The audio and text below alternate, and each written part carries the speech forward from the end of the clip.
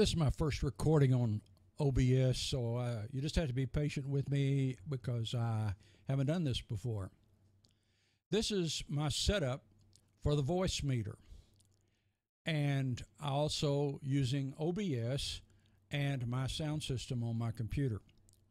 I'm using an ATR 2100 Audio-Technica microphone, and I am using a Focusrite 2i2 Scarlett audio interface.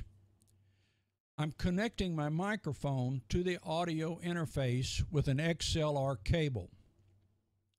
The output from the Scarlett 2i2 is going to my headphones. Now let's take a look at the VoiceMeeter interface. First, you'll see it has a hardware input. This is where you can input one microphone, or a second, you could input another microphone, or you could use this as a Skype channel, and by working between A and B, you can create a mix minus with it, which is pretty cool. I'm not going to explain a lot about the voice meter because there are plenty of people have. I'm just basically trying to just tell you what I'm doing so that you can get a feel for it and do it yourself. You click on the number 1 hardware input and you can see the choices I have. Now I am going into the Scarlett 2i2 interface for my line in with this XLR cable out of my microphone.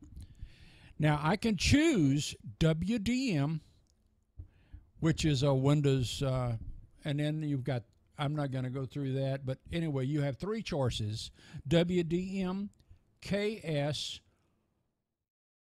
Scarlett 2i2 USB, or MME, Scarlett 2i2 USB. My system, it works best with the choosing KS Scarlett 2i2 as I use this for my microphone input into the voice meter. On the second unit, I have nothing selected. I just clicked on remove device selection and there's nothing selected. But I could, if I had a second person on a mic or something like that, I could use that. Now, the virtual input is from your system audio. That can be from Audacity, it can be YouTube videos, it can be any number of things that are in your system, or I use it with the browser a lot. Now I want to discuss this virtual input that is selected through your sound settings. Now I'm going to move over to that in a minute, but right now let's go over here to A1. On the far right, you see I have A1 is line out, which is to my headphones at this time. And it is from my Scarlett, I have an output jack on the back, which is just a 1/4-inch jack that plugs in. And then I'm using a little adapter cable to break it down for a 3.5 millimeter cable. Now, this works pretty good. So that's my choice there. And choice on A2, I could choose speakers, but I don't have the speakers. But all I have to do is just turn them on. I've got a set of monitors, and I just turn on the power to them, and I've got it turned off right now.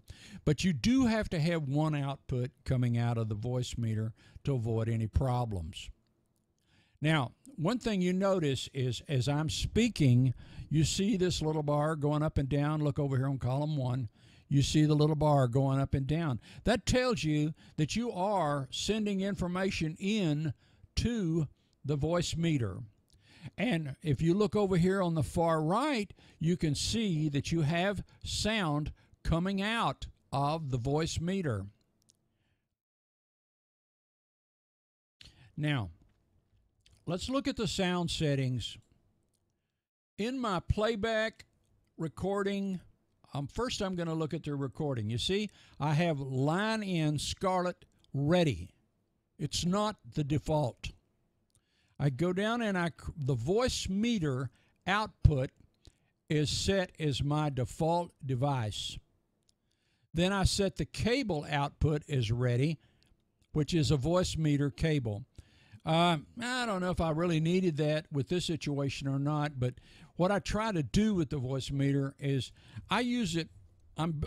Currently I'm using it all the time so that I can become very familiar with it. And I am becoming more familiar with it, not enough to probably be teaching this to anybody, but I will explain it as best I can. So go back to that again. This is right here. This virtual input is coming from my sound settings. You cannot set this because that is driving your system audio in through this port, or I guess you'd say port. Now, this in the playback section of my sound, I set the VoiceMeeter input to the default device.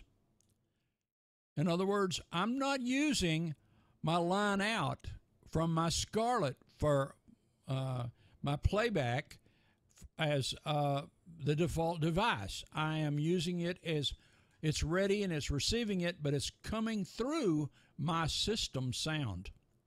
So I always set, now I don't know if I need to set these. Like I said, the cable input here is on the ready, but that means I guess it's usable by VoiceMeeter.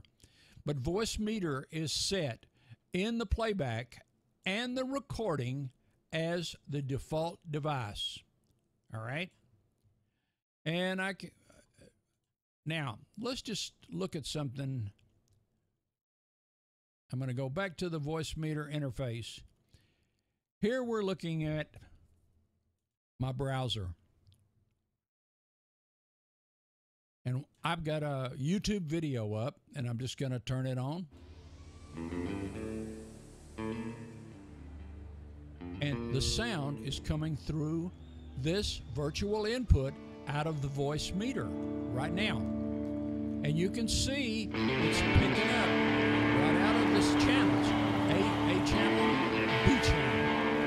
The B channel, remember, I don't know if I said it or not, the B channel comes from one at this time because it's the only one I've got. I'll turn this down a bit.